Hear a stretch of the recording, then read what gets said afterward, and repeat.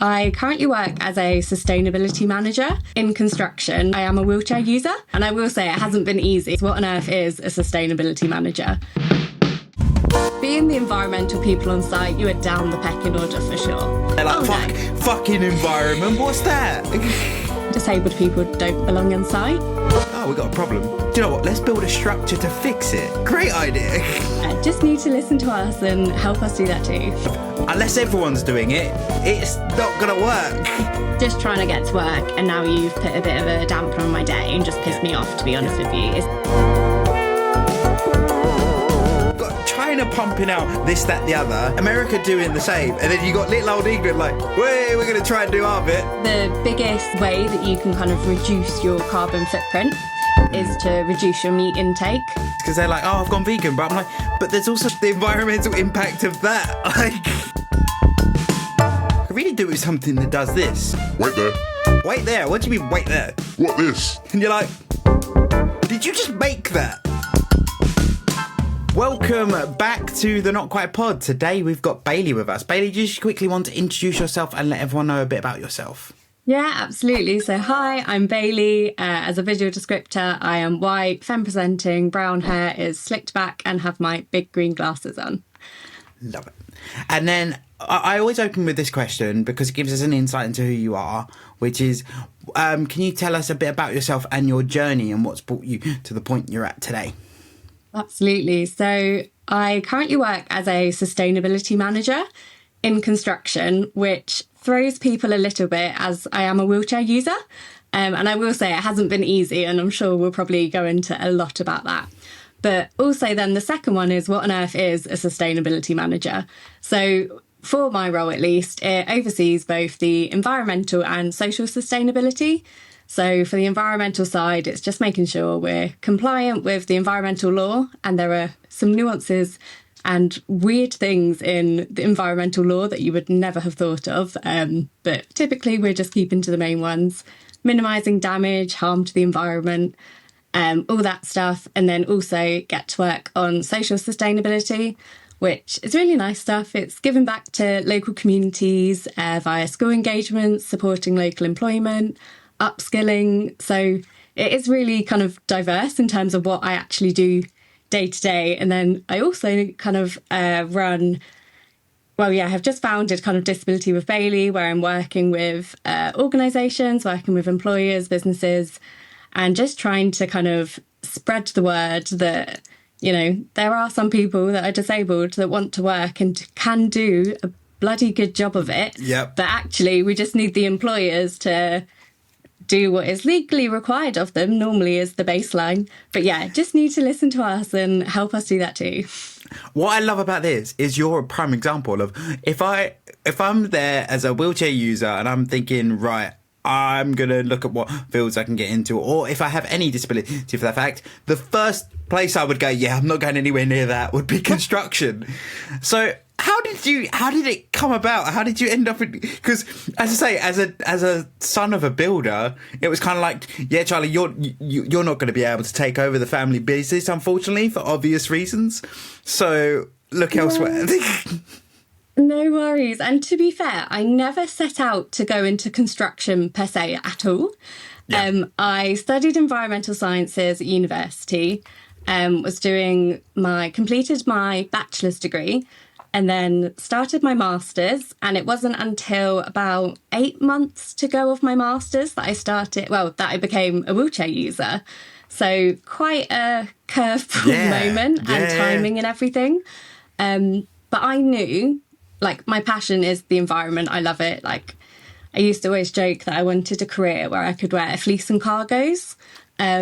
I mean, looking back, 100%, that was a sensory, preference for my autism, but we go with it. But yeah, so I knew I wanted to do, environment stuff. Yeah. And then comes along, the complexities of being a wheelchair user and trying to get into that environment, which, again, physically is just, it's not accessible. And so, was extremely fortunate and whole kind of other story, but was able to fundraise while I was at university for an all-terrain powered wheelchair. Because I had to go on a field course to complete my degree.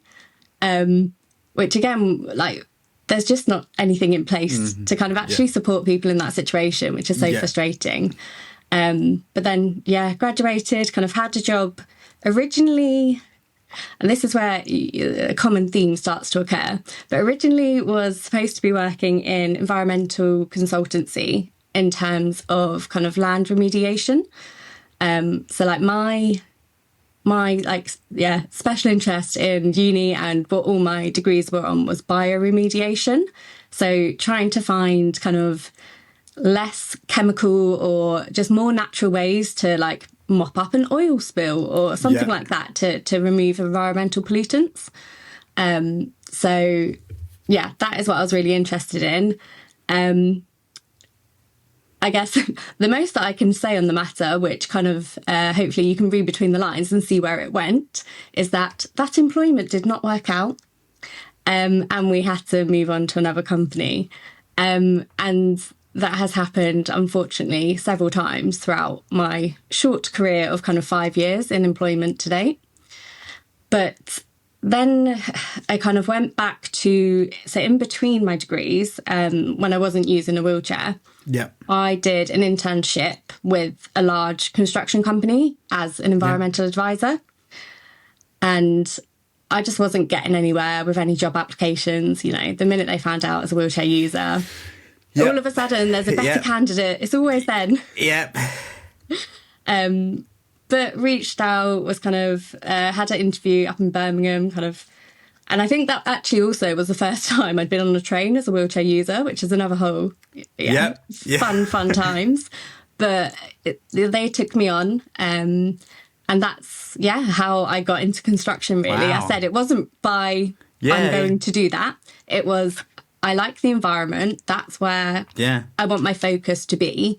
And actually, you don't really think about it, but there are environmental roles because obviously construction is so devastating to the environment and we need to look out for it.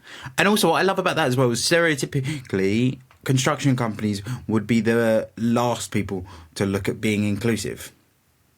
100%. And, you know, as a queer person in the industry, as femme presenting as well, like it's not great. Yeah, I was going to say as well, as quite like a heavy masculine, like, I mean, we all know the cliches of the whole wolf whistling and all of that. It's not a place that's, it's one of those places you got to be a strong individual, which a lot of the same people are, to be fair, but adding in femme presenting, disability, and also environmental, because I guarantee there's Daves out there like, fucking environment, what's that? Absolutely. Like, I always kind of, like, as being the environmental people on site, you are down the pecking order for sure. Then, being femme presenting on site, or if you're a woman on site, you're also kind of further down. And I would say, like, yes, okay, there has been improvements in the industry. But a lot of the stereotypes and cliches you're probably thinking of have happened. I can tell you that. It's, you know, they're working on it, but it's like anything, takes a really long time to kind of get where it needs to be. But it's, you know, I've had, you know, and I feel I've been quite sheltered from it because, to be fair, up until April this year, I didn't even really have a site-based role because my old employer changed my job essentially. I mean, we had a little COVID kind of obviously and isolation in between, and I was shielding. And then my kind of role that I kind of should have had in terms of on-site doing the typical environment advice things very quickly turned to environmental data and very desk heavy. So I definitely was shielded from it. But one kind of story that springs to mind is I was emailing around some of the sites, the bigger sites, and I was working for a very, very big, one of the largest infrastructure projects in Europe. So hopefully go do some Googling. But a very, very large kind of person was our client or body. And so to be fair, like, their sites were technically accessible, but like the lifts weren't insured, or like they had a ramp and like little things like that. But I was emailing around because I'd heard that there were ramps and lifts on site. So I was like, physically. What's the problem here? Yeah. And I emailed one of the site managers being like, oh, just trying to work out, like, is there wheelchair access? You know, all this, that and the other, step-free access. I don't even think I mentioned a wheelchair. But they basically, in short, kind of came back and was just like, disabled people don't belong on site. Not knowing. I had a feeling that was coming. Not knowing I was disabled, because I was just an email at the end of the day. And to be honest, I was that hit because I was like, if you said it, I honestly probably couldn't have auditory processed it quick enough, and it kind of would have gone over my head. Yeah. But to see it in black and white, and that was kind of the first real affirming my stereotypes, my judgments, my kind of perceived was right. And I was I was sat in the ivory tower of headquarters per se, wasn't even on site, and that was an email that they thought and deemed was an appropriate response.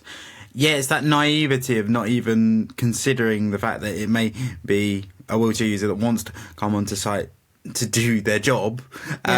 It's just strange, because I think obviously there is to any job there's limitations. There are certain jobs that people, so like me, I'm not going to be lugging a load of furniture upstairs. It's not going to work.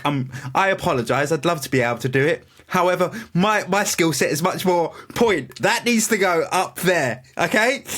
But then I think as well, it's just that whole thing of be open to things changing. And I think I find it, particularly from my lived experience, to say with a dad that works on sites and everything else. Yeah. Knowing what he's like, obviously he has the added perspective of I'm his son, but I'm particularly with builders, normally they're like, oh, we can bodge something here, we can fix something up. So it's just that classic thing of there's a very clear split of oh no, these people don't belong on site, and the ones that are actually proper builders and go, oh, we got a problem. Do you know what? Let's build a structure to fix it. Great idea. It's so true. And to be fair, only day before, I was going to one of our sites. I was kind of filling it. It's not the most accessible site. And the building that had, one of the temporary cabins that had the disabled toilet in had flooded, and so they were doing works. And I knew that. But kind of needed to go. We had 30 students arriving, it was more hassle to kind of cancel, etc. And exactly what you say about, a builder going, oh, we can bodge something together. Within, they knew I was coming. They realised that the flooding was there and still hadn't been dealt with. And they were like, look, so this is a situation. Don't worry, we're going to get a ramp to bridge across the little step and we'll work it out, sort of thing. And that's just the attitude you need, because it's that simple. It really is. The solutions aren't rocket science. The things that they are building, if you can't help me build a tiny little ramp, how on earth are you, building all these? Well, it's the amount of times I've always said, I'm so grateful for what my dad does. More so because in my lived experience, I'll come with a problem of I could really do with something that does this. Yeah. And because of the type of person Dad is, Dad will go, wait there. I'm like, wait there? What do you mean, wait there? It comes back 20 minutes later, what, this? And you're like, did you just make that? A prime example here, right? Yeah. Before I got my new wheelchair, which has the raised, have a raised footplate that I can wedge my feet behind. Nice. Before that came in, I really wanted one, and I couldn't figure out, how you go about getting one. I explained it to Dad.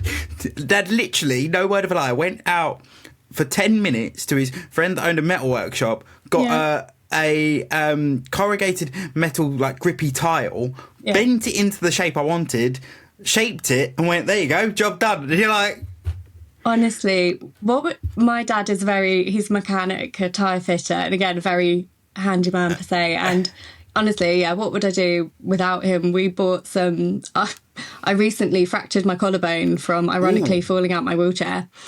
On a curb that I thought was fully flat, and it wasn't, and I was going down at quite some speed. And again, just being someone, I was I can't just stay at home for all that time where it's healing. I need to be able to get out and about and move.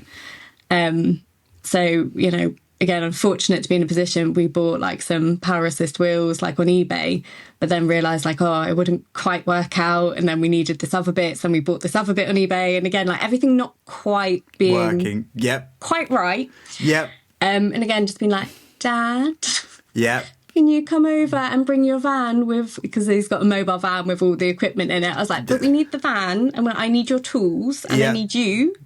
And yeah, that evening, sorted. Yep. Oh, every time as well. It's that whole thing of, Dad, I could do with doing this. What do you think? And you go, well, we can do something. I'm like, okay. And then the worst thing is you'll go to pay him and he's like, no. Oh, gosh, and I'm like, Dad, come on. So we've come to the conclusion, me and Gina, that we would just give them chocolate. So that's Dad's payment. That's the payment. Yeah, there you go. Sorted. A couple of bars of chocolate. He's happy as Larry. But I wanted to dive in as well into more of like, this is a bit left field, but with your environmental work, there's a lot of discussions around what we're doing with the environment in general, about improving it. And funny enough, it was a conversation I was having with a friend at the weekend where we were discussing like a lot of stuff coming in, particularly with around emissions to cars.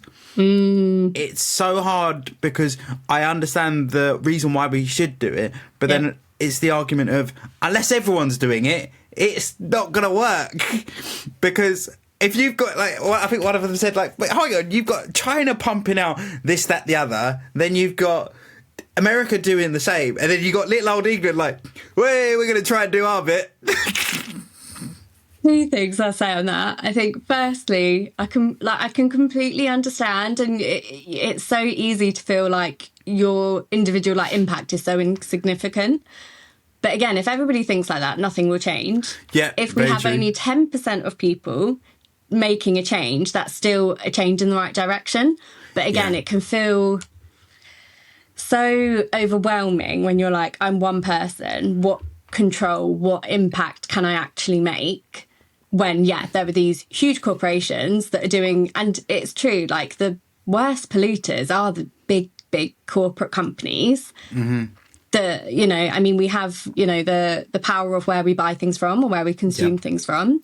This is a controversial one, so we'll see how it goes. But as an individual, the biggest way that you can kind of reduce your carbon footprint is to reduce your meat intake. Controversial. I have to say I'm a very big meat eater, so that's a trick. Like the worst thing is I understand it.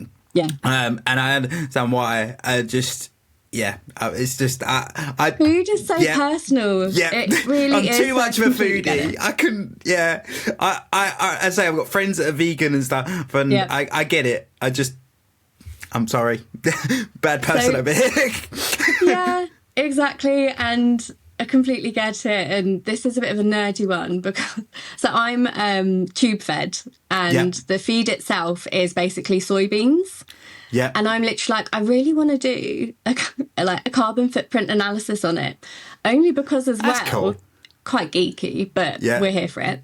But so in kind of around the world, there's a lot of deforestation for cattle farms, but I'm pretty sure like up there is then the deforestation for soybean farms, because it's in obviously a lot of food and milk. This is the debate I have with my friends, because they're like, oh, I've gone vegan, but I'm like, but there's also the the environmental impact of that. Like, I think it's always got to be a balance. And I can't remember what it was, but there was somebody that did like a guest speak on one of our like environmental away days. Yeah. I think she's written a book and things, but it was like sustainable-ish, and it was basically all around like, you don't have to be perfect. You just have to, like, if you can do one little thing, that's still helpful.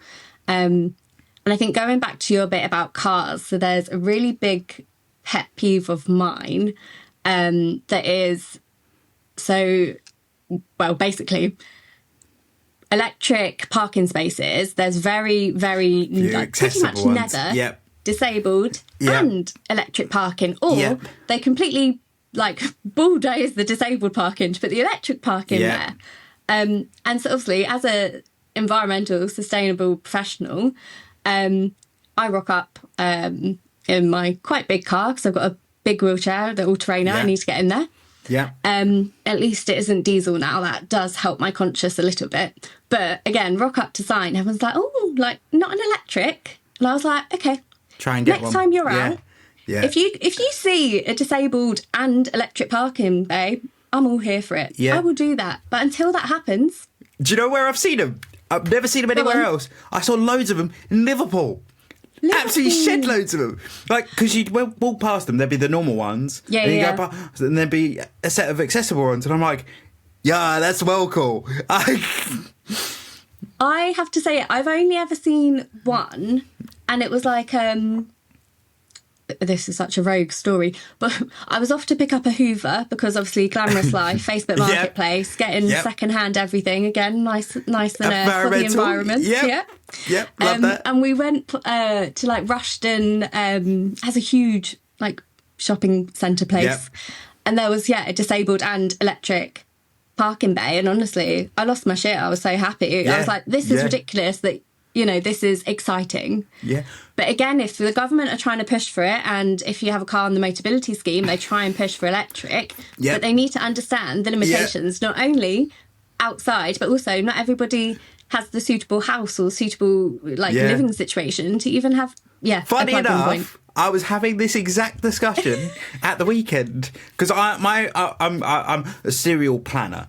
So love it. my mobility is up in I think I can start looking in September. So I was like, just out of curiosity, what's on? Like you said, they were pushing very much towards the electrics, and the problem is, my house, we've already got three-phase electricity. For those who don't know, that's a big push for anyone that's got an electric car and wants a home charging point. You need three-phase. My dad basically was like, we've already got it and the box already gets hot enough, let alone you rocking up with an electric car. And then the other thing as well, like you said, with the charging points, is finding an accessible one. Then it's the whole thing of like, you got to be able to get out, get to the charge point, plug it all in.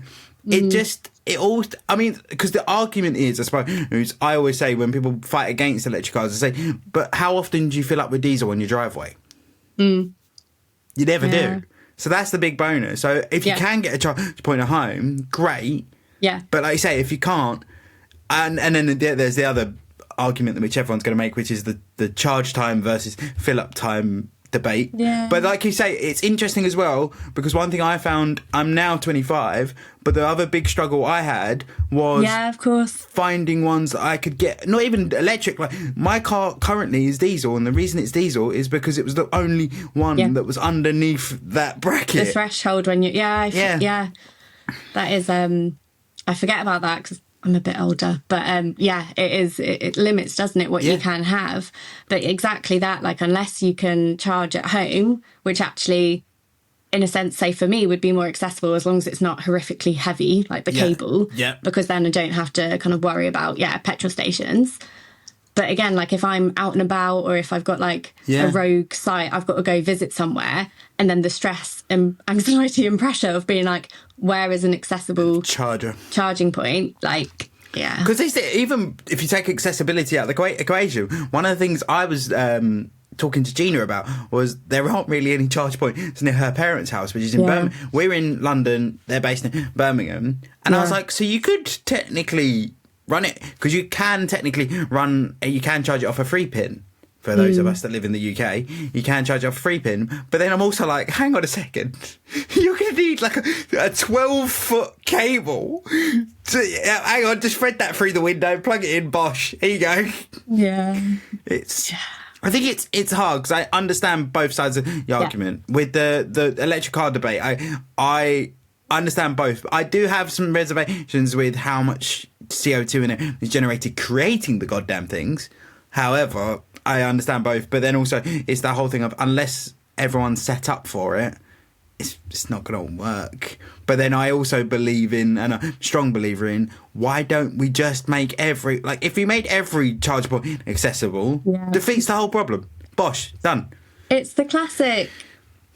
And like I talk, I've been doing quite a few talks recently, especially like December time of year, International Day, disabled people, whatever they like to call it these days. Yeah. But it just kind of baffles me that I have to like use the accessibility benefits everyone argument Every day. It, and like it's like, oh, and we'll talk about the curb cut effect and just how the drop curbs were put in place for wheelchair users. So yeah, for those that don't know, the curb cut effect basically summarises that the drop curbs that you see when you cross the roads, they were initially put in for wheelchair users. However, surprisingly, not at all, they benefit more than just wheelchair users, because if someone's carrying luggage, if somebody has pushchair, like trolley, and actually they found that it also helps with like traffic flow and traffic management, because it directs people to a place to cross the road. Yeah, I've never even thought about that point. So like 1,000,001 benefits from one thing that like benefits disabled people, wheelchair users, whoever. And again, I always use the argument of like, if you have the option between an automatic door and a door you have to like physically open, let's be real, we're all for easier lives, path of less resistance. So if we just made everywhere accessible, surprisingly, it would benefit everyone. Do you think, as someone that works in the building, do you think that the reason is it's all everyone goes, but cost? And I do understand that. Obviously, those doors, it's going to cost you a fair bit. You know what? Yes, okay, cost does come into it, and we can't kind of skirt the fact that it doesn't. But also, I always call the construction industry a dinosaur industry for several reasons. Firstly, because they do use a lot of fossil fuel. But then secondly, they always do what they've always done. And again, linking back to that kind of lack of diversity of thought in every area of protected characteristic, to be honest. And it's very much kind of just like, oh, well, previously we did this, so let's just do this again.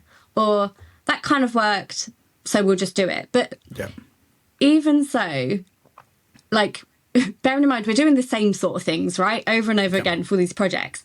But then even like the basics of like your, I don't know, environmental management systems, so kind of even just the boring documentation that's needed to keep things flowing. That we always then reinvent the wheel for.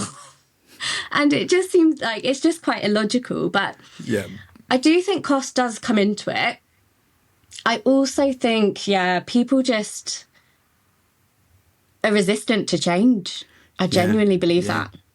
Yeah, I completely agree. It's that whole thing of like, because I mean, my day job is working in local council, and like Jesus, as a tech head, loving my like, oh, you could make this so much quicker if you just did this. No, we don't.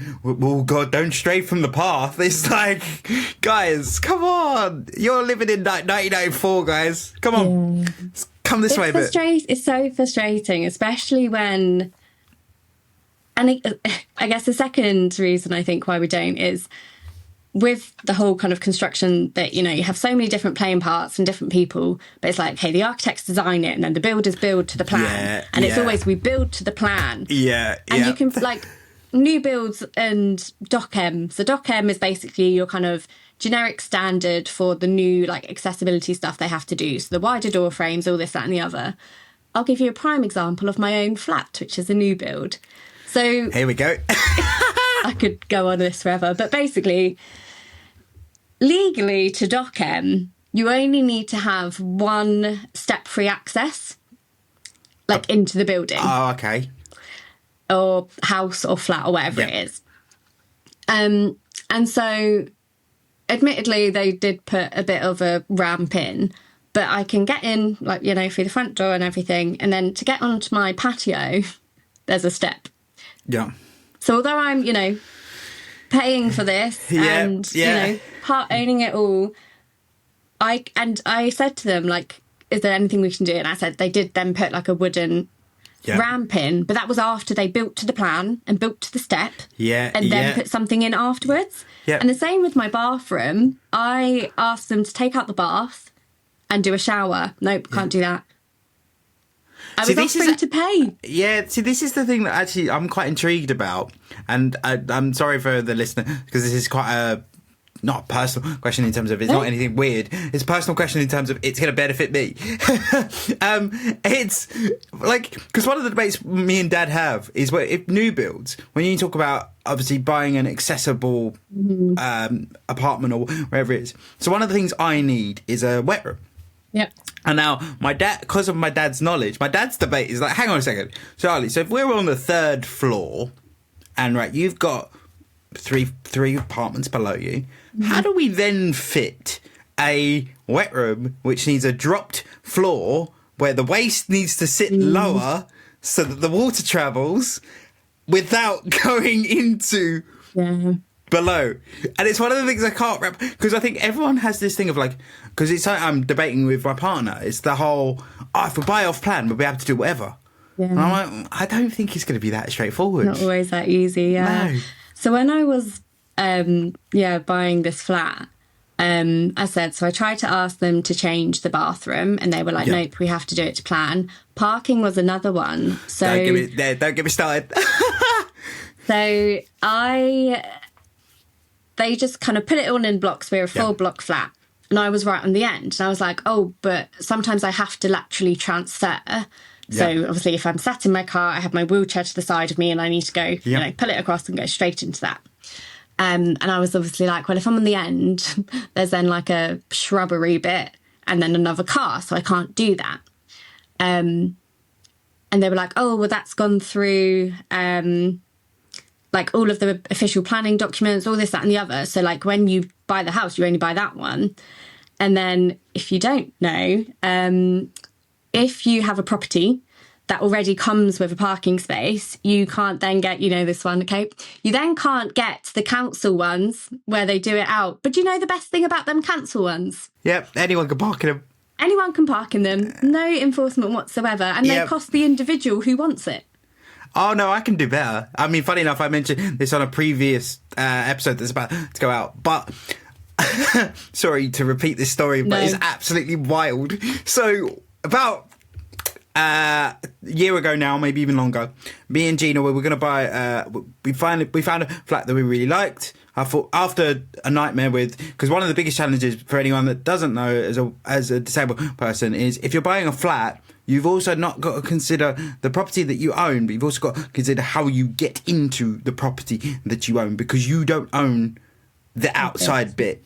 So it's very complicated. But anyway, so we had a whole issue with building companies and everything else with the previous one. Found the next one, thought, great, had an offer accepted. I literally shrieked in a Starbucks when I found out. Anyway, great, met the owner, all good. Said, right, okay, so Dad starts measuring up the bathroom. Okay, yeah, we can do this, we can do that. And then one of the stumbling blocks was I needed an accessible parking space. Yeah. So I was like, okay, quite naively thinking, right, the property has an assigned parking space. If I speak to the building association, they might be able to swap it. It'll all be fine. Even if, because I'm Mr. Problem Solve, give me an end bay and the problem's solved. I can deal with that. So go, and they're like, okay, you have to speak to the housing association. Phone up this guy. Guy goes, so they're like, you need to speak to the building manager. Okay, put me through the building manager. Gina's speaking to at this point. He goes, why do you need an accessible parking bay? She's like, well, because my boyfriend's in a wheelchair. Duh. And he then goes, okay, I'm not sure how many we've got. Let me go away and come back to you. Comes back and goes, well, they're all allocated, and we don't, to be honest, this was the bit that got me. He was like, we don't normally entertain conversations like this, to be honest. When I had asked, can we, like, is there any way we could swap? Is there anything like that? Or we don't normally entertain conversations like this. And I'm like, right, okay. Yeah. And then he goes to me, I was like, well, what are my options? He said, well, I don't really know. And I was like, right. And he goes, well, if you wanted an accessible parking space, you should have bought an accessible property, because the accessible properties are assigned the accessible parking space. It gets so much worse. He then goes, okay, so I'm like, what are my options? So the only thing I can do for you is there's 3 people in the current accessible houses that we can see don't have cars at the moment, or don't use their bays. And I'm like, right. Okay. So then he was like, you could speak to them and see if they're willing to swap. And I was like, right. And then he goes, I can't give you their contact details, but I can give you their house numbers, their door numbers, and you can ask. And I was like, well, to be honest, I don't really feel comfortable asking. Can you not ask as the building manager? He's like, well, I don't really feel comfortable asking. And I'm like, right, okay. So at this point, we're like, we really want the property, so we're like, sod it, we'll just try, see how far we get. First person we knock on, very vulnerable individual. We've realised very quickly that they weren't in a position to make a decision like that, so we just moved on. Next person accused me of accusing the current owner of not being disabled, and I'm like, no, that's not what I'm saying. But also that just reflects how probably we are so used to being told, that we're frauds and all that sort of stuff. But no, continue, go on then. And then the next guy, he's already on the defence because he's heard next door and he's like, I'm ready. Anyway, so I took this guy, he's like, oh, well, I'm visually impaired and I legally can't drive and people park in my space all the time. So, you're more than welcome to have it. And I'm like, great, problem solved. So we phone up to speak to a different lady. She's like, oh, great, we'll get everything changed over from the deed and you can have the bay, blah, blah, blah. Yeah, great. And then get a phone call and he's like, so I've just spoken to the building owner and because the spaces are allocated and they're allocated to social housing and not allocated to people that own the property, we can't allocate you the bay. So I'm like, hang on a second, the bit that got me was this guy, he goes, why didn't you buy someone accessible? I'm like, oh yeah, because that's just something you do. My other favourite is someone that works in local government. Oh, I can't give you their phone numbers because of GDPR, but I can give you their house numbers. What? It was just like, housing and disability. We've come to the conclusion now that, well, I think Gina's trying to sway me, but I'm like, we just need a bungalow. Then we get Dad to do whatever we need Dad to do, and we just go with that. Because it's just flats. I just sit there thinking, I'd love one. Like the couple that we've looked at, I'd love to own them, but I just don't think it's that possible. Yeah, it's just one of those, like, make it make sense. You know, accessible housing is so far and few between. And people are like, oh yeah, have you got like a fully accessible, whatever that means, like place? And it's like, well, again, like it's so difficult, and I'm very privileged to be in the position that I am and, you know, have my flat. But then, like, if you look at if you are in social housing and needing wheelchair accessible social housing, I've got friends that have just told us the worst horror stories of, you know, not physically being able to get in and out of their property and all this, that and the other. And it's something really that needs to be addressed because well, it comes back to something we mentioned earlier. One of the things I'm extremely grateful for is my dad does what he does, because I now actively avoid dealing with any public service because I'm like, well, if I get Dad to do it, I know what he's doing. Whereas if anyone else, God knows. I mean, I am also in a very fortunate position. Mum's a mortgage advisor, Dad's a builder.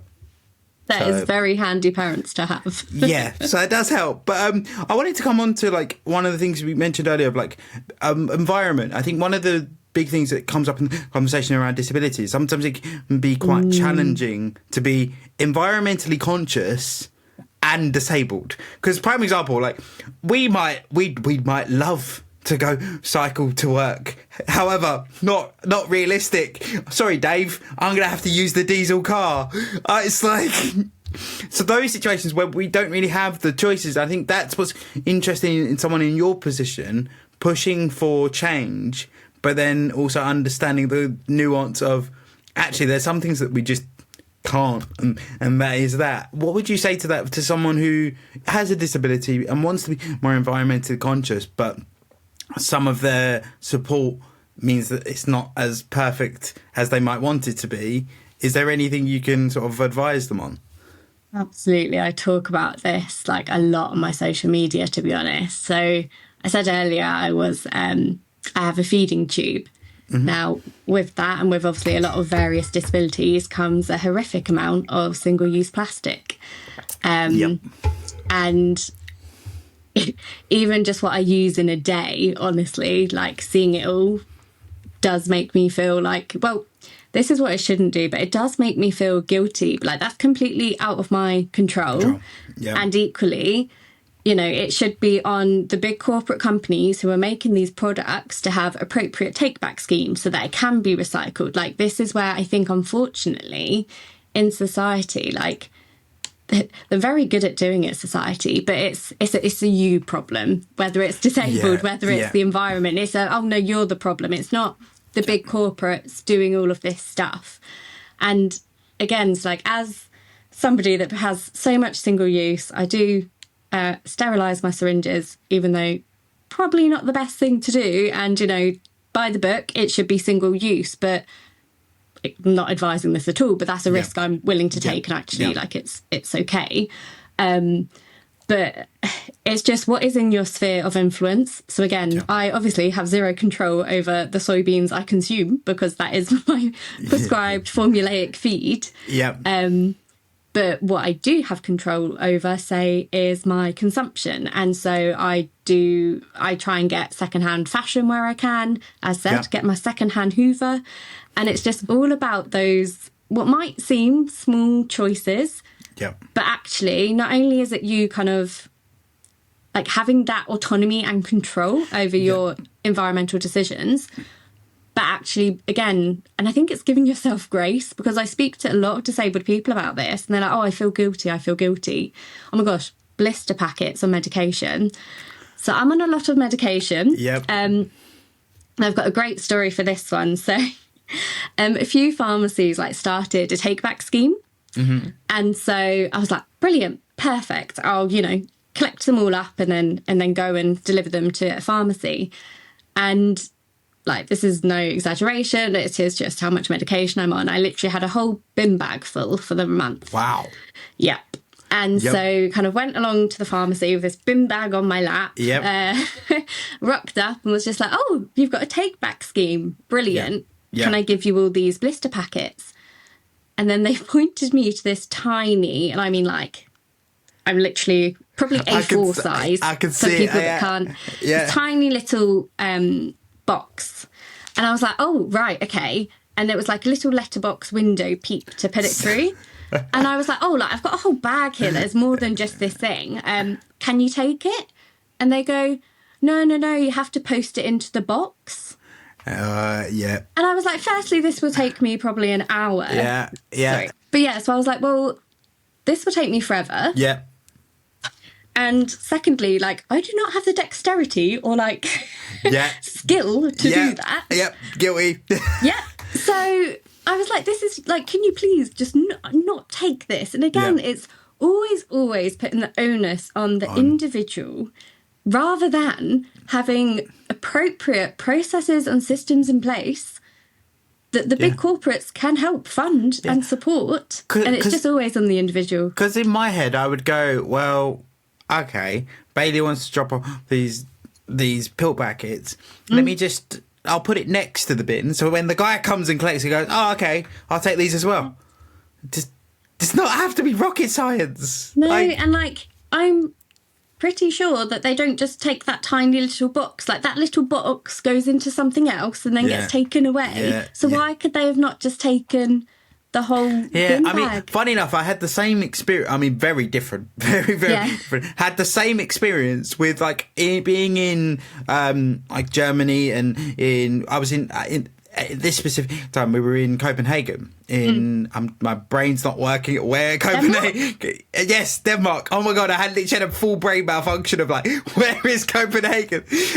Anyway, so it was my friend's wedding, so naturally we'd had quite a lot of beers, quite a lot of drinks, and they have a return scheme of you take the cups, you take the cans back, and you get money for it.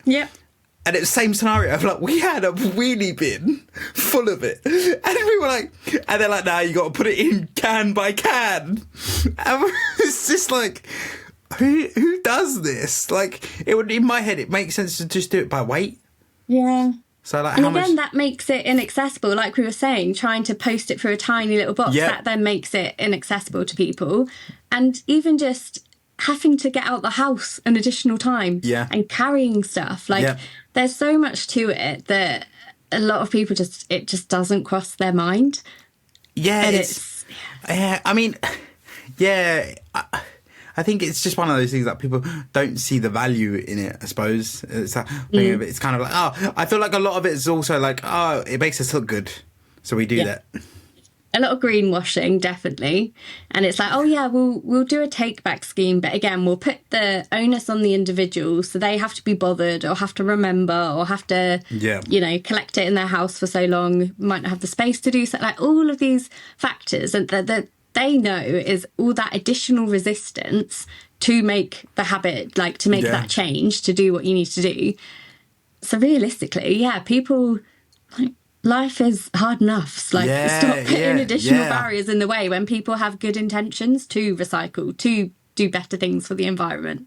Yeah, so it almost is that whole. It's going to come into our conversation later, but it's all with things like this. Even when you talk about disability, it's always afterthought. It's always like, it'd be good if we could do that. Oh, we'll do something.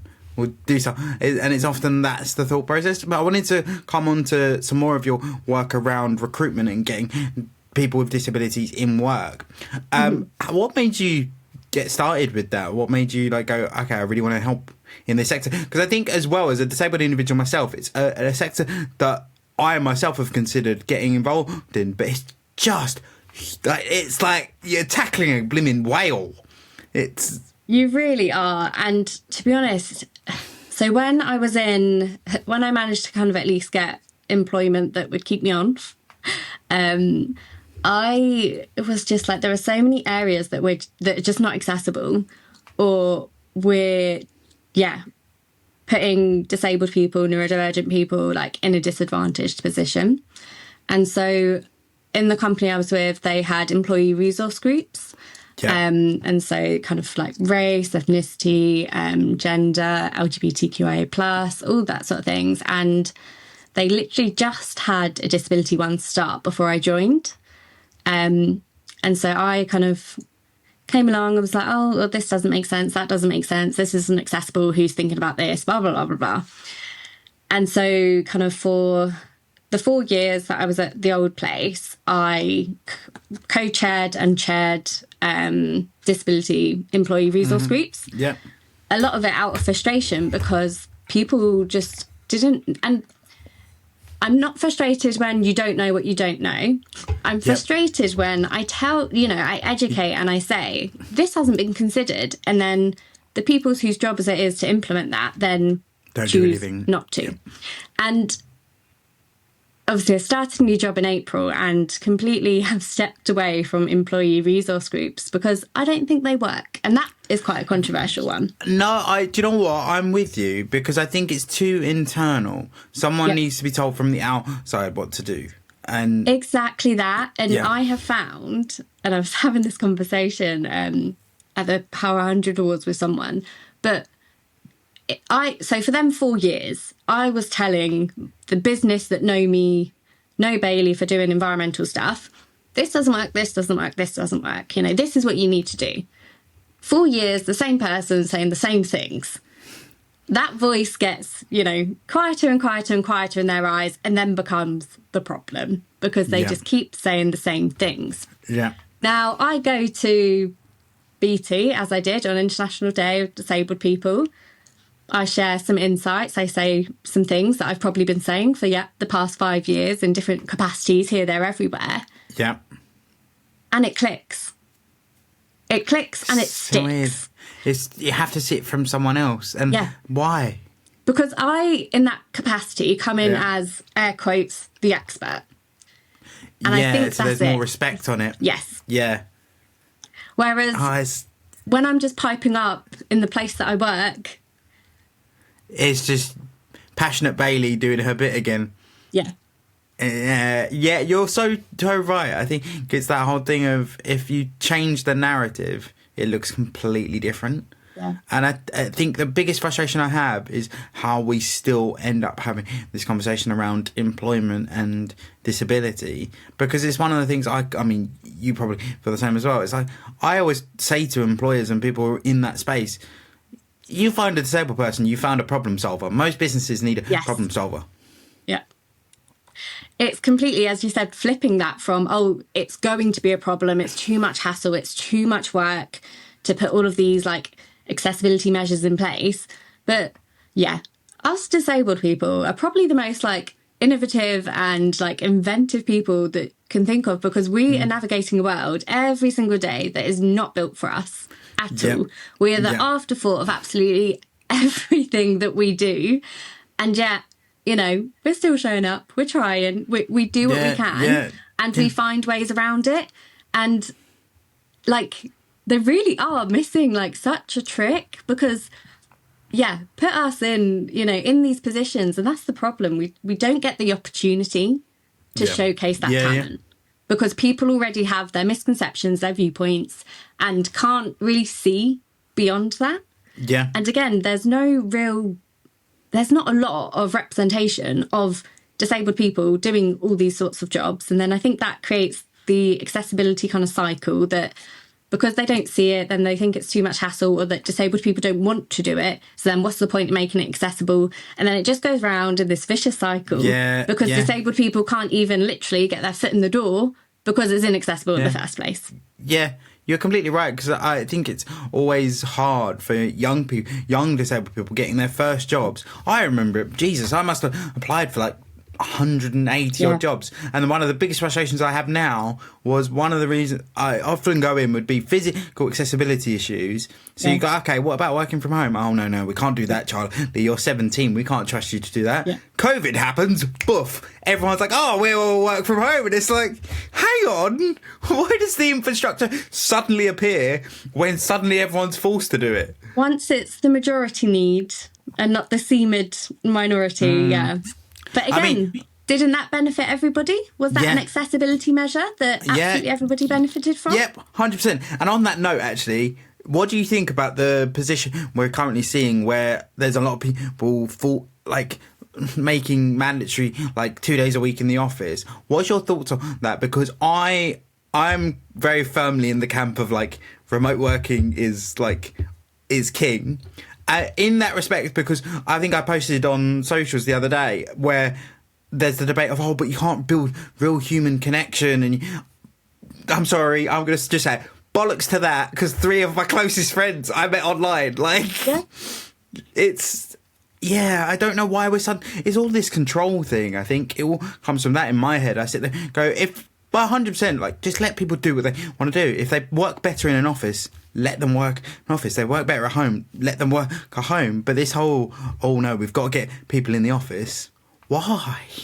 I always say, work how works for you. Yeah.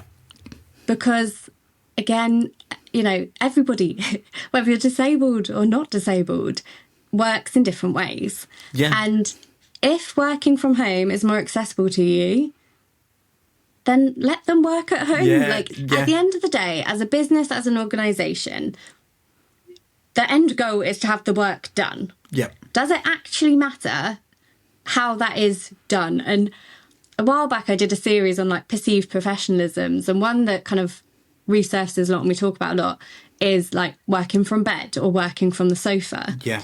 And I like posted on my stories recently because I was like, this is such internalized ableism, where I'm like, I feel like I'm going to be perceived as not professional if they can see I'm sat at my sofa. But really, like, I'm sat at my sofa because I'm in so much pain. I've got a heat pad underneath me. I've got a heat pad over me. And you're still there. Yep. My legs are like needing to be outright and not down because they've been down because I've been, you know, out and about in my wheelchair or whatever. Yeah. But if the work's being done, what is the problem? Yeah, this is what I always say of like, we need to move away from this whole 9 to 5 thing or like set hours thing. It's like more like, okay, I need you to get X and Y done today. When you do that, I don't care. Yeah. I agree. And if we really want, you know, to have an accessible like workplaces and, you know, workforces that are truly inclusive, we need to look at the outputs and not the presenteeism, not, you know, sitting, in an office for however many hours a day. Yeah. Because there's so many people work in so many different ways. And as long as the output and the work is being done, like, and yes, okay, like obviously in construction, I don't know, tower crane operator can't work from home because surprisingly they need to be in the tower crane to move all the materials. Funny that. And there are roles where that flexibleness, and or being like, oh, let me just move this bit of material at 10 o'clock at night, which is outside, the local authority permit and all this, that and the other. Yeah. Yes, there are always situations it does not work. But on the whole, where there are roles that can be flexible, can be work from home, can be work from a cafe, because actually that background kind of stimulation and that kind of co-working helps you set in that mode, go for it. Yeah. I really do think that there needs to be a shift if we want this accessible workplace. And, as the government keeps saying, they want all the disabled people working, which... Yep. Don't get me started on that. Yeah, we're not gonna have that debate, because I think we might be here for another 4 hours. But if you ever want that 4-hour debate, you know I'm where up for I am.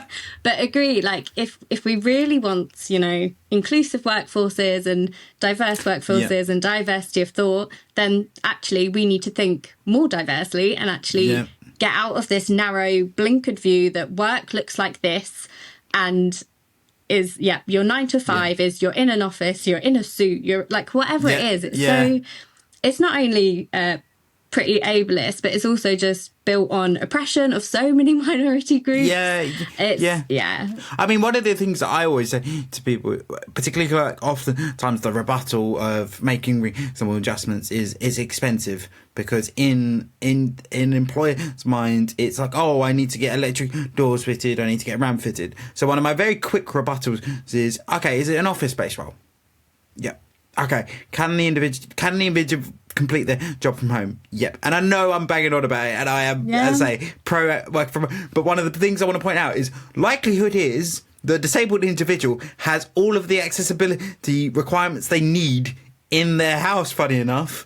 So let them work in a space that they're comfortable. Yeah. You save yourself a chunk of change. Everyone wins. And if it's that important that individual works in an office location, then it must be that important to you as well as a business to invest in the accessibility measures they need, is always kind of my second to that. Yeah. And there was a study done a while back, and I think it was basically like the average cost of a workplace reasonable adjustment was like less than 50 quid. Yeah. And like, don't get me wrong, I'm very fortunate to have a very expensive, bit of kit and the all-terrain wheelchair. However, again, I got that on access to work, and because I did that within the first 6 weeks, the business didn't have to pay a penny. So again, there are ways that, and on that, it makes me so angry, because a lot of what we talk about when I go to our business, etc., is how can we make people, and I don't like the term disclose, but it's the legal kind of terminology. Yeah. But how can we make a culture where people feel able to kind of, disclose or share that they are disabled? And it's like, well, you can't do that overnight, firstly. But secondly, like, there is such a business benefit. And I hate, like, when I started, it was all just, we have to do it because it's the right thing to do. Yeah. As it's progressed, I've had to unfortunately get the business head on, speak in the language that they understand, and to basically have a business case for me just to do my job does not sit right at all. So just reiterating that. But to tell them, surprisingly, it all makes business sense and actually benefits the business to be doing all of this stuff. Yeah. Because I remember when I went for access to work to get my new wheelchair, like, bear in mind, again, local government, you would think knows about grants and accessibility out there. They literally didn't know. And it's like, this is the thing, there's so much out there to support businesses. Yeah. And also you've got businesses struggle to recruit for placements for like 6-7 months. Change where you're looking, or also give people a chance. Like, it's also check the accessibility of how you're advertising, because a lot of the time that's the first hurdle. It's either like not digitally accessible, or like the website doesn't make sense, or it's not compatible with a screen reader. Like, there are so many things, and I do think the crux of it often does come down to the lack of like authentic disability representation in the workplace. And then because, they've not supposedly, encountered this. I love one that. thing they always say to me is, oh, but we don't have disabled people in our workforce. And I'm like, oh, so I'm just going to take a wild guess that what you mean by that is we don't like have someone in a wheelchair in the workforce. Yep. And then I'm like, oh, okay, at least I now understand where I need to start to educate you on the breadth of disability. 80% of disabilities are hidden, invisible, non-apparent.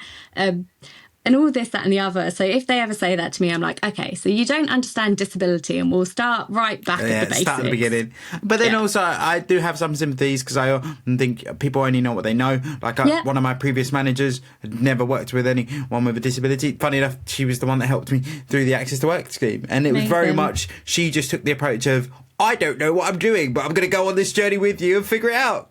And you know what? That's the approach from my recent manager, and that's the best approach like I can ask for. Like, I'd rather you say, look, I don't know everything, and no one knows everything. And it's that fear of getting things wrong, I think, especially in the disability field. That stops people from doing anything. And it's like, well, if we let the fear of doing something wrong prevent us from even doing a tiny thing right, we're never ever gonna improve. And I have a really good example of this, and I use this one a lot. But I think it was the 2017 Disability Pride flag. So designed by I can never pronounce the surname, apologies. Majil, not too sure. Please. I will pop them here. So thank you. But yeah, in short, the Disability Pride flag was originally designed and had kind of that lightning bolt strike, and it was all the different colours. And it wasn't until it was kind of published and released, and then, a subset, as I've always said, disability is so diverse, but people flagged up that actually that wasn't accessible and was a seizure trigger. So not even, something quite small, it was quite a big thing. But then, once that had been said, they changed it. And again, I think it's always about how you react. But then I think that's a pressure that us as the disabled community also need to take with the fact of I don't think we give people who try enough credit. Because it's like what we always say is you'll get, okay, so I like to use this example. How many people have you seen that have shared negative experiences with airlines on social media as a disabled person? Flip that on its head. So, okay, I did this as a social experiment. I posted about a really positive experience, gets no traction whatsoever. I bet. And that's the thing is we don't give people I could come up with a million stories of when things went pear-shaped, but I can also come up with a million stories where things actually that went pretty well. And no one talks about it, and we don't allow people to learn and make mistakes. It's always these corporate giants don't care. Or has anyone actually spoke to them? Or is it just that they're actually like a scared child sitting in the corner going, actually, don't bite. It's okay. And I think there's this whole thing why do we always have to explain our disabilities? And why I take that point. Also, the only way we can make the change is if we start making that change ourselves. And it's a weird one because I can never articulate it properly because I don't want to alienate part of the community. But for me, I just sit there going, we need to give a little, because sometimes we can be very quickly to jump to conclusions when actually people are trying and they're doing their best. It's that whole impact over intent argument, isn't it? And so, if someone comes across with all the best intention in the world, but comes up to, say, me as a wheelchair user and goes, what's wrong with you? Yes, okay, they might have been completely well intended, but actually if that impact is, that's the 500th person that said it, and what, I was literally just trying to get to work and now you've put a bit of a dampener on my day and just pissed me off, to be honest with you. It's difficult. But as you said again, if we don't give some grace, where's that line? It is such a hard one, and I've really toyed around, where do I sit with it? And I think situational and circumstantial does have a big factor into it. And the thing I would add to that is I always say intent. If you know the intent of someone, you know whether someone's got malice behind it or not. And that's the big thing as well. And with the example I used, 9 times out of 10, I don't think the question is actually what's wrong with you. They're just trying to understand, and a lot of the time it's like, well, the panic of like, maybe this space isn't accessible and I don't know how to deal with it. And I don't necessarily have the language to ask, what are your access and support needs? Yeah. So I get uncomfortable because we, as society, haven't really dealt with disabled people amazingly. And so they just blurt out words. Yeah. I mean, to give a direct example, if I went to my dad, oh no, you need to say, what are my accessibility requirements? People are like, what? Yeah. And that's my dad, who lives with me every day. But it's because it's not in his world. It's not in the daily vocabulary. Yeah. And I think that's what you've also got to take a pinch of salt with. It's that whole thing of like, if they don't know, they don't know. If they don't know, because what I always see, and I know I talk about it all the time on the pod, so I apologise to people listening, but it's that panic of, wheelchair user, what do I call you? Guy in wheelchair, person, yes, wheelchair user's fine, guy in wheelchair's fine. Yes, I'm in a wheelchair, Karen. You're right, correct. It's just... It's so bizarre, and recently said it's kind of that it's that uncomfortableness, but sometimes it's kind of like maybe controversial, like a good uncomfortableness, because I think it's that recognition that something's not Things quite change. right, Yeah. and actually it's the accessibility that isn't right, because if the accessibility was right from the off, there probably wouldn't be that uncomfortableness. But they're probably thinking, oh, there's a wheelchair. Oh, what do we there's do? two steps in the back. How are we going to get them where they want to go? Or, oh, the tables might not be an appropriate height if they want to come and like eat in this restaurant. And I think it's that, again, not necessarily uncomfortableness at the fact you were sat there in a wheelchair, but at the fact that they acknowledge that actually the world is not accessible for you. Yeah. I mean, it's the other thing as well, is, I say, giving the credit. Like, one of the things you often see is like, oh, this place is accessible. Like, I recently went, this is going left field, so I will come back to it. There is a relevance to it. Like, I went to Thailand recently. And you go to Thailand and you go, look, it's not going to be great accessible. We know that. Yeah. And like, I'm like, look, I'm just going to have to make it work. But then I sit there and go, I see people complaining about, like, one of the other ones I see often is Holland. And I'm like, but then if we flip it on its head, like, London's my main area, is where the main area of the UK. London's not perfect. There's so much wrong with London. As a wheelchair user, find me somewhere that's fully accessible, and I'll take your point. But there isn't. It doesn't exist. And on that, I always say, like, if you're saying accessible for all, you don't understand accessibility, because you can't be accessible for all, because everybody's access needs are different. And a prime example of this is kind of tactile bumps for road crossings. Don't get me started. As a wheelchair user, we're both like, oh, the pain. But obviously, we still acknowledge that that is a very necessary and essential accessibility feature for blind and people with low vision and all sorts of things.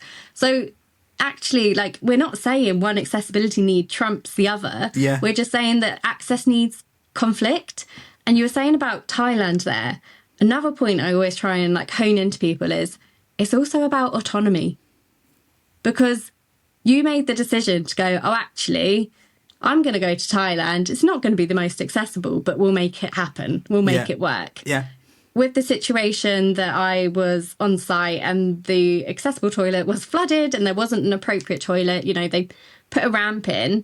I could have said, actually, I'm not overly comfortable with that. Actually, it's going to be really hard to transfer onto the toilet, all X, Y, and Z. Not that I'd have to justify that in the workplace. I could have just said no. No. But again, I then had the option to make that decision and had that autonomy. And as a disabled person, your autonomy is stripped in absolutely almost every area of your life. So by just providing that option and that choice and that autonomy goes such a long way. Yeah, I completely agree. It's also what I always say as well, is controlling your outcome. Control what you can control. Yes, the world's shite, granted. But if you can control it and you can understand what you can do in your power to make something or a scenario more accessible, stick to that, because that's what you know and that's what's in your control. Expecting the world to be great and dandy is a bit of at the moment is a bit of a moonshot. So you've just got to go with the flow. And that was my approach when we talked about Thailand. It was like, look, I really want to experience this thing. Yes, it's going to be trash when it comes to accessibility, but if I don't try, I'm never going to know. Yeah. And that was your choice. That was, within your autonomy to say, we'll see if we can make it work. And I think that's so important when we talk about accessibility. It needs to be extended to autonomy and inclusion. And as well, we also don't, as a disabled people, I think as well, we don't need to complicate it. Like, I think there is still power, as we said about as much as I'd take the point of like getting onto patio and it being a wooden ramp, but there are really simple but yet really effective ways of doing it. It doesn't have to be this like massive production of a ramp. Like, one of my favourite things to deal with is the council regulations when it comes to ramps. It's like, bro, I'm going to be in like another country by the time I get down this ramp. Yeah, it's just that, I guess similar to what we spoke about earlier, that like sustainable-ish, it's like accessible-ish, and just accessible enough is what I often say. I was like, look, if it's accessible enough for me in that situation, like if I'm going around friends' houses, they don't have adapter houses and stuff like that. If it's accessible enough and I'm given the information, so I can decide if it's accessible enough for me on that given day, in the given situation. Yeah, completely right. And I want to come back to sort of the workplace. One thing I wanted to ask, because it's a bugbear of mine, is your opinion on these several stage interviews. Because I have a very strong opinion about it. And then I also think as well, for someone that is energy limited and has to be mindful of how much energy they use, I also feel like there's something to be said there. But I also think, guys, if it takes you 5 attempts to figure out if a guy can do a job or a girl can do a job or a person can do a job, really, is the recruitment team that strong? Like, when you started framing that question, my first retort was going to be around energy limiting conditions, because it's not just say that hour of the interview or however long it is. It's then the preparation to look, again, to be perceived professionally in terms of your appearance and how you're coming across, in terms of, even things that non-disabled people might take for granted, of showering. We've already said about how I asked if I couldn't have a bath and then they said no. So, I've got to be fair, it's a better situation than it could have been. But I've got it accessible enough set up for me. But there's so many different things. And again, like in just thinking of, the depth of disability, but like as an autistic person, if you're like, first of all, if you don't tell me there's multiple stages and I'm going in with the headset, it's a one stage interview, and then you're like, oh, there's 4 more steps, freaking out because you never told me that. I didn't understand the process, didn't understand all of it. Yeah. As someone that's anxious and going into an interview and then thinking like you've got to go through that multiple times, and then also as a disabled person that has had really bad interview experiences, really bad experiences with employers, you're then kind of putting them in a situation that automatically puts them in fight or flight. Yeah. And it's unfair. Like, 100%. The other thing I would add to that as well is that whole thing of a lot of the time, because of the limited opportunities we get given, we'll often put our eggs in one. But if we get one interview and we think, right, we're on the path. Yeah. And we've got all our eggs in that one basket. So you imagine the amount of anxiety that comes with that of like, this needs to work or I'm screwed. Yeah. And the other thing I would add to it is more of a general point, which I've never understood as anyone that recruits. Mm-hmm. Unfortunately, as much as we all like to say we don't, when we go looking for a new job, oftentimes we're doing that in time when we should be doing another job. So how do you expect, and most employers understand that. That's kind of like an unwritten rule that no one really talks about. So how can you expect, all right, Bailey, I'm going to get you to do 5 interviews and each one's going to be an hour. And also, by the way, did I mention they're all going to be in 1 week? Yeah. I don't get it. I it's one of the things I don't understand. There needs to be a balance, but also there needs to be the thought of accessibility when we're doing interviews. So my one as well is when recruiters get precious over their questions. They're like, no, we definitely cannot share them beforehand. And I'm like, okay, well, what do you think? They're like, oh, they'll put it in ChatGPT, they'll get this, they'll get that. And it's like, well, can you not identify that, realise that when it's not an authentic answer? Response. And people can still do that. A lot of our interviews are, over I don't think I've ever been. I would love, like, God, my anxiety brain would love to get the questions before. I'd be like, yeah, I know what I'm going into here. So, like, do we not want to see people performing at their best? And do we not want people to be in a relaxed enough state that actually they're going to be authentic? And yes, okay, we all put, you know, our best self forward for interviews. Yeah. And, you know, there's always going to be that level of it. But at work, if I don't know an answer, I'm not just going to sit there to myself and try and really find it in my brain. Yeah. I'm going to Google it. I'm going to ask a colleague. Yeah. Like, it's kind of like those school test situations that don't mimic the real world. Yeah.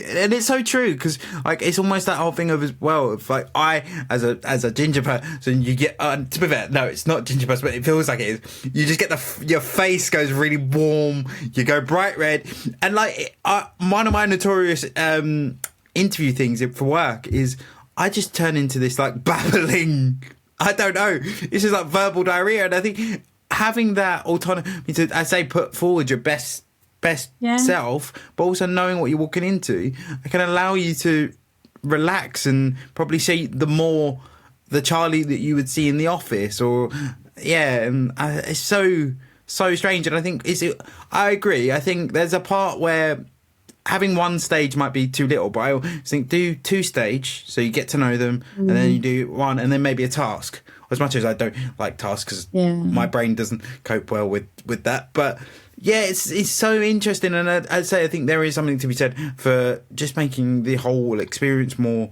adaptable. And don't get me started on, I'm going to put it out there, if you don't respond to applicants, don't talk. Like, I don't understand what's so difficult.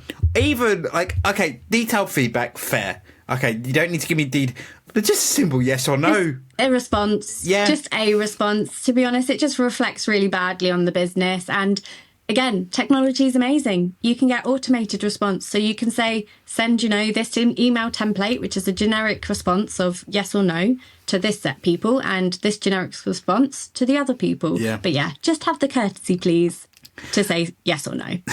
It's so frustrating, but it feels like we've not moved away from it. We're still doing it now. And again, as you said, like, as disabled people, where employment opportunities can be so far and few between, and you're, like, the emotional toll and the mental toll of, like, waiting. Don't get me started on mental. It's like, it's just painful. It's a lot. Yeah. And I hate it, because I see so many young disabled people going through the same journey I went through. And we're talking now, I've been working full-time for 5 or 6 years. And I just sit there thinking, I just want to grab them and just go, come with me. Let's go find your job. Like, but it's so painful to watch. And it's more because I think because you naturally put yourself back in that state, and you go, oh my God, that was horrible. Yeah. And it's so hard. But what do you think is the biggest struggle for employers to recruit more inclusively? As in why they don't want to, or what they're doing? I think also why they don't want to, but also what's the fear? Like, I think the fear comes from, like we said earlier, the understanding. But then I think there's another fear, and I can't put my finger on what it is. I think a lot of it is similar to what we said. It's that fear of getting it wrong. And as an employer, they don't want to get it wrong, or more so, actually. They don't want to admit they've done it wrong, because... And I say this very, like, yes, okay, there is the Equality Act, and yes, okay, there are legislations in place. They do not protect disabled people as much as they should, or even need to. However, just because they're there, employers get really scared that everything's going to end in a lawsuit or a tribunal or someone being sued. And I could say so much on that I'm not allowed to say, and I will keep to legal powers. But I do genuinely think employers, for whatever reason, just get really worried that they're going to be taken to court and then it's a reputational risk to them. But actually, I always say, if, you know, there was something that wasn't quite compliant, or there was, you know, something that I needed to have done in the workplace, rather than them just like hiding it or whatever, just say that something's not right and tell me how you're going to fix it. Yeah. Because I'd rather honesty, and I'd rather like know what's going on. Because like we're still human, like GDPR, like we all know that's not always followed. Like companies still don't really understand it and things. Yeah. But again, it's just having that open and honest conversation. But I think as employers, they think they need to know all the answers. Yeah, and the worst thing is that's a bad culture to have in any business, because any business that wants to grow should always be asking questions. And one of the, even taking it out of the recruitment space, one of the best pieces of advice I got given by a previous manager was, it was at the time I was an apprentice. He was like, "You're going to fuck up. Yeah. But tell me when you fuck up, because then I can help you fix it." Yeah. And it's the same within employers. If there's a problem, if you come to me and go, "Look, Charlie, the lifts are out of service, or we haven't got a lift. Yep. We're looking into possible solutions for you. We should have a answer for you on X day." Yeah. Then you go, "Oh, cool, okay," and then you come up with, again, problem solver. Most of the problem solver will go, "Okay, well, while that's happening, I'll work from home." Yep. And then once everything's fixed, like I come back to the office, no one's problem. There's no like, I'm not going to bite you. Like, a problem happened. They do happen, funny enough, and we fixed it. I think it is that expectation that as an employer, you know, as a business, they think they have to have everything right all of the time. And everything has to be absolutely perfect. But we've said throughout this, you know, the world isn't perfect. And we are used to navigating a world that isn't designed for us. And lifts break down, you know, disabled toilets get blocked. Like, things happen. Shit happens. Yeah. But just tell us. I am kind of on this, but I had a meeting booked, you know, was invited to this meeting. I was like, great, cool, fine. And then was heading down like to the meeting room, and had quite a senior member of the staff kind of, no bad for like running out, being like, "Bailey, stop a sec. Can you go back to your desk and just Teams in?" And I was just like, "Don, what's going on? Like, everyone's in the meeting room. I'm coming to the meeting. I'm on my way." He was like, no, please turn around, like, go back to your desk and just Teams in." Right. And I was like, what is happening? And then the penny dropped, and I was like, oh, you've booked the standing desk meeting room. And because they were so worried that they got it wrong. Yeah. And again, this autonomy piece, I was like, I'd rather be sat, like, I'm not going to have my laptop, like, above my head, like, on the table, but I can put it on my lap. I can at least be in the same room with the people, having the conversation. Someone else can take minutes. Like, give me the choice to be included rather than telling me to go back to my desk. But then I suppose it's the same thing we were talking about earlier, of, like, allow the people the space to make mistakes, of going, "Do you know what? I clustered there, my bad." Like, oops, booked the wrong room. Yeah. What can we do about this? You know, is there another meeting room available? Are you okay to actually, you know, sit in it? It's like you say, giving the autonomy back, of going, "Bailey, I booked the wrong room.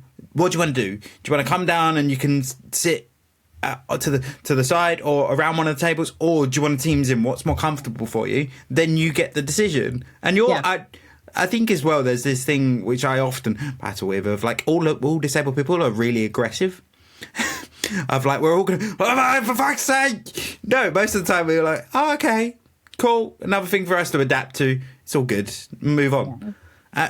Before I finish up with the last question, one of the questions I wanted to ask you, as someone that works and does a lot of work in the recruitment space, and we've spoken a lot about getting people with disabilities into work, what's your top 3 tips for anyone who's got a disability that wants to get into work? They've maybe just left school or just left uni, and they're like, "Okay, this has been really tricky. What can I do?" I think, firstly, don't let other people's assumptions or misconceptions be the limiter. So kind of what I mean by that is, don't let someone being like, "Oh, Bailey can't work in construction because they're in a wheelchair," be the deciding factor. Like, as we've said, we're good problem solvers. 9 times out of 10, there's a way to make something work, and there are ways around. It doesn't have to be how people think it is. So just because yeah, you can't see it doesn't mean you can't be it. And I think that's like a catchphrase that is used far too often, because when I was leaving university, very new wheelchair user, knew I wanted to do something in the environmental profession. I went to my careers advisor to be like, how is this going to work? Because I don't know, like, are there people out there? And we did genuinely like search, and we like contacted really large environmental organisations and bodies asking like, have you got any colleagues or employees in a wheelchair that have understood this, have navigated this, have a roadmap that we can still. We couldn't find anybody. And that really could have been a fork in the road moment to be like, okay, this is too difficult. Yeah. This is too hard. I can't see anybody that's doing it, so it can't be done. And for better or worse, I was like, oh, okay, well, let's give it a go. Yep. I think the thing that's interesting, the reason why I laughed was because your careers advisor was better than mine. Mine went, don't know. Never really dealt with a guy in a wheelchair before. Sorry. And again, that's like not letting other people's misunderstanding, misconceptions, their own assumptions, their beliefs and attitudes define what you want to do. Like, if you want to do something, and just give it a go. Yes, okay, it might not look conventional. It might not look like a conventional career. But if you want to be in that field of interest, give it a shot. Yeah, 100%. 100%. Completely agree. And it's the whole thing of... And I think the greatest thing I can add to that is I was an example of this. I came out of school doing I've mentioned it a couple of times, doing really well in performing arts. I didn't go into performing arts because I didn't see the road for me. I mean, there was also the other thing of like being cast a type, and there's a lot more to it. But that was a big driver, was the fact that I was like, I don't see a career there for. I mean, I don't see anyone in my situation doing it. And that's so difficult. But then also, I think I'm thinking as a young person, some of us don't have the mental strength to go, do you know what? No one's doing it, but I'm going to try it anyway. Some of us do, some of us don't. Yeah. But I think, as you say, it's just give it a go. Give it a go. If you think you're making headway and you can make it work, go for it. Maybe you can pivot and go into a different thing. And I think there's power in that as well, because we're seeing that in the job market at the moment of not many people are staying in roles for long periods of time either. So the other thing I would add to it is my advice would be the noisy one. So go and turn up at the office, go and do all that stuff, because then people remember who you are. And they're like, wow, okay, this doesn't normally happen. Normally we get an email and that's it. And sometimes it's also opening that conversation, because then they get to know you. And that's the other bit. And as much as I say that as something that's an extra step, but it was how I found starting the conversations with different people and sort of forcing them to listen. I think that would also be something I'd add in as a young person going in. But I do also say that with a lot of sympathy as well, because I do realise how difficult it still is, particularly for those of us that are coming out of school, uni, new to the job market. It's difficult as a disabled person. But lastly, I want to ask you the question that I ask every guest, which is, what's one piece of politically correctness that you really strongly agree with or disagree with? It's okay to say that a wheelchair user goes on a walk. I completely agree, although I will always use it as an opportunity for comedic effect of going, I'm not sure about that one. Whenever I'm like, people ask, what did you do at the weekend? I'm like, oh yeah, I just went out on a walk. And they're like, what? Yeah. I'm like, yes, I was in my wheelchair, but we went for a walk, as in we did the thing. Yeah. Although I do have a funny story with that. One of my old works, just because of my sense of humour, one of my works, lovely lady I used to work with, Alice, very, very quiet, quite, I don't know what the word would be, just quite to herself, quite he's one of those people you wouldn't say anything bad about. She's really nice. And I remember sitting there one day and she's like, sitting next to me. I'd not been there that long. And I said, she's going, I'm going to go for a walk. And because of my sense of humour, I wouldn't know what that's like. And I've never seen a person want to shrivel up and die more in my life. I was like, Alice, it's okay. You can laugh. It was a joke. I'm not offended. You're absolutely fine. Dark humour is the best. Yeah, people are like, oh, I'm going for a run. I was like, oh, it must be nice. Yep. That sounds overrated to me. Thank you so much for coming on, Bailey. It's been a great conversation. I mean, we could talk for hours. I mean, I'd definitely be up for episode 2 if you're up for it, because I think there's so much more, particularly around like the environmental side of things, because there's so much to it. There's so much to it, and there's so much of it that interlinks with disability, interlinks with just life. And I think Don't as well, even get me started on like climate and actually, you know, evacuation plans for disabled people when, you know, all these environmental disasters come on. So absolutely, let's get that booked in. Awesome. I will also link all of Bailey's details below if you do want to check them out. And then also, I'm sure Bailey will be more than happy to answer any questions. So feel free to reach out to her. We'll pop all the details below. Thank you so much for tuning into this week's episode of the Not Quite podcast. Please make sure you follow us on TikTok and Instagram to get regular updates about the podcast.